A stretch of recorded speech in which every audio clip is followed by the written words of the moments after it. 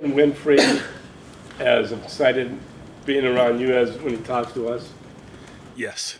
He is a very passionate player. He plays very hard. With his size and his athletic ability, his attitude, his approach to the game, he's exactly what we were looking for. He still has to grow up a little bit. He has to learn our system, but we're very pleased with getting him in the draft. What does he do? What does he really bring to your defense other than that passion? He has extreme length, 35-inch plus arms, 300 pounds.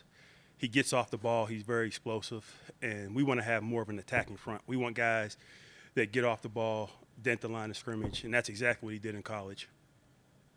Of length, Martin Emerson is a guy that has that length too, and you're a DB guy. What does that length do for a corner? Yeah, no, he is a big guy. When we got here for the rookie minicamp, I was just looking over, and I was looking at linebackers and safeties and looking at him. It's like, man, this guy's big. But he's another guy. He's about 6'2", 33-inch arms. And the type of technique that we ask our guys to play, he's tailor-made for that, just in terms of the press techniques, being able to match up against bigger receivers. Again, he's learning the techniques that we use, learning our system. So there's going to be a little growth period for him, but we're very excited to have him. What does it mean to you to have Jadeveon Clowney back, not only just, to you, but to all the young guys and everybody here? It means a lot. I don't know if you call it Batman and Robin or Batman and Batman, but just to have that counterpart opposite of opposite of Miles. When you go against offenses, they're going to have to respect both defensive ends. So all the attention doesn't go to Miles. Coming back in the second season, I know Jadeveon's going to have a full understanding of our defense, what we're going to ask him to do. We also like to move those guys around.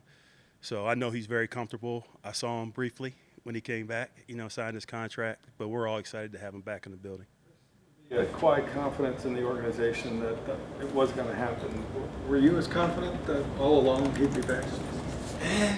I don't know if I would say that. I was a little bit nervous, but it's just a part of free agency. We felt like he had a good experience here. We've tried to get him, the previous 2 years.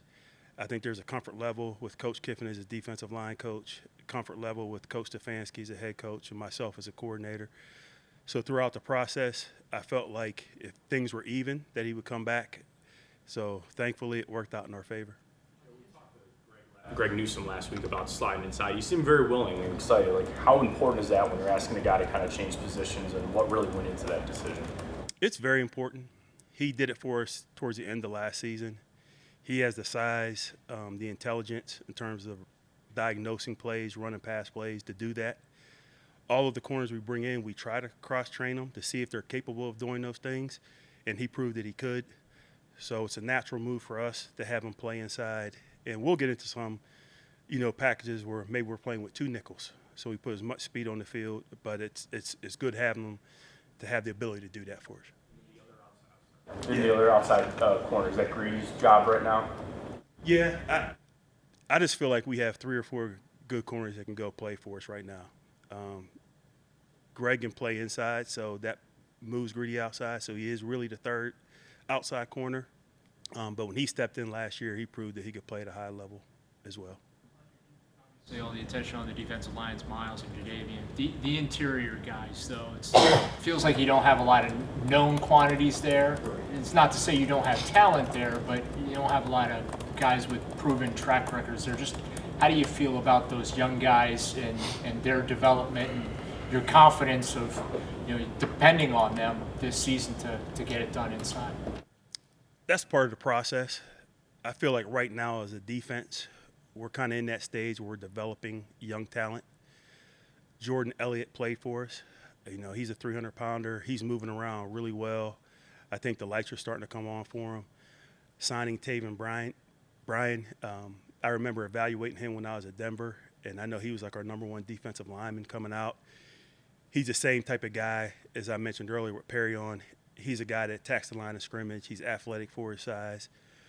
So with that combination, and then you have Tommy Togiai, you have Sheldon Day, spoke about Perrion earlier. But I think between those 5 guys, I feel like we'll have a good rotation inside. So we know last year okay, like not wanting to throw too much at him sometimes in his rookie year, but now that he's entering year 2, just what kind of jump you think he might be able to make? I definitely feel more confident this year. You want guys to go out on the field and execute. I mean, I have a playbook that's, this thick in terms of defenses. But if you run so much defense that guys don't execute, it's not worth doing. So last year we were at that point with JOK, but we also had Tack McKinley, new Clowney, Malik McDowell. We had a bunch of new guys. So I didn't want to put a bunch on those guys, so we gradually increased the defense as we went through the season. At this point, I feel like we can do more. So I've installed more defense this offseason. I told the guys that. We're going to put more on their plate. We'll see what they can handle once we get through mandatory minicamp, and there will be a few additional things that if they can handle it, I'll add during training camp. You're fine with the 5 guys at defensive tackle right now, so a lot of talk about Sue being available. Is that? Yeah, I read that once in an article when I was at home late at night. So I called Kiff. Did you read this? No, you never know. I think with AB, I think he and his whole staff do a great job in terms of adding players to our defense. So along the lines, based on the development of the guys that we have, if they feel like adding him and he'd be a good fit, we'd all be for it. Miles could even get better. What area do you think he could get better at? Miles is very talented. For him, I think it's more about consistency. Looking back at some of the plays last year that he left out there. So for me, that's what I talked to Miles about, is just really perfecting the defense, not missing any opportunities, playing as hard as he can possibly play on every snap. Because when Miles does that, he's unblockable in my opinion. Like Baltimore is going to use a lot more 3 safety looks like you started doing last year.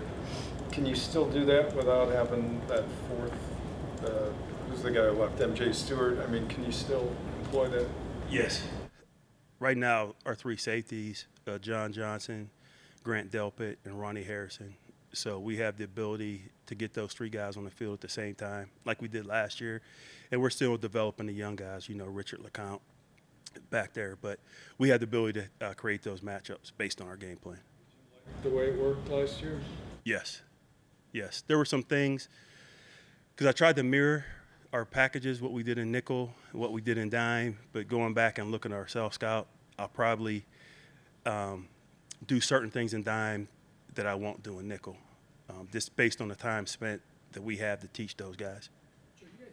Interesting guys in terms of size and skill set, whether it's JOK or Emerson or Delpit or Ronnie, kind of unique size. How much does that help you guys, or how can you use that to your advantage? It definitely helps us. I think the NFL is about creating matchups, and I feel like for me defensively, I always feel like I want to create the matchups. I want to dictate how the game's going to be played. So if there's a bigger tight end, you have Grant Delpit, you have Ronnie Harrison.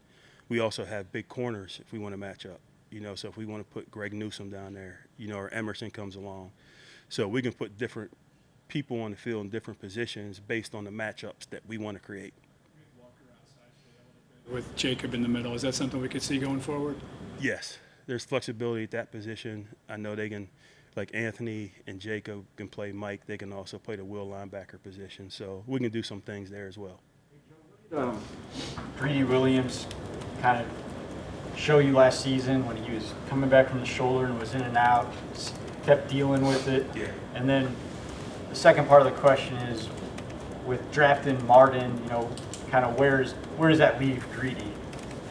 Yeah, Greedy, last year he fought through that injury, and I thought he showed toughness and playmaking ability. We had some premium matchups against some really good receivers, and he made some plays down the field. And I saw him improve, throughout his time in the offseason, training camp, seen him get better. But he proved that he can go out and make plays against elite receivers. And then, with Martin Emerson, it's just a matter of how fast he develops. With young guys, it depends. When you get them out there in the bright lights and it's real, how they react. So it'll be a growth process for him, and we'll just take it, week by week to see where he's at. Do you still see room for to me, greedy to have a role, though, with Martin coming forward. Yeah, he definitely is going to have a role. You know, when you have a bunch of good players, you find a way to get as many of them on the field as you can. Clowney, how does that help you develop the younger guys? Does that change the approach at all? Great question. Absolutely. In terms of bringing back a veteran guy, they see the young guys see a veteran guy out there that they know, that they watch on TV and they see them play at a high level. For them, it's an opportunity to learn, like the tricks of the trade. You know, what does Miles do? What does Jadeveon do? And I know those guys are big-eyed, but it definitely helps in the development of the young guys. And to me, it helps buy them time.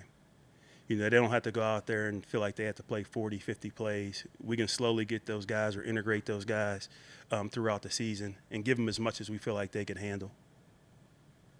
What do you think it is about Miles and Clowney that has allowed them to complement each other so well? And then what do you think they can do to take it to another level with, you know, a second year together? I think when you look across and you see another guy that was the first overall pick, I think that's like unsaid competition. You know, I think for those guys, it helps them compete. You know, who's going to get the most sacks? Who's going to make the most TFLs? So I think it's just kind of an unsaid thing that happens between those two guys in terms of the competition. And again, as I said earlier, it helps me defensively because of, you know, the offense can't key on one guy in there.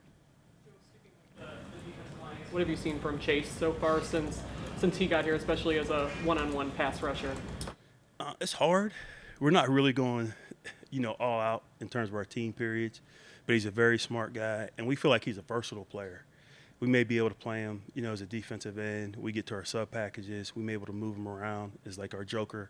So it's just, you know, time will tell once we get more into it. But I really feel like he's a versatile player that's going to play well for us.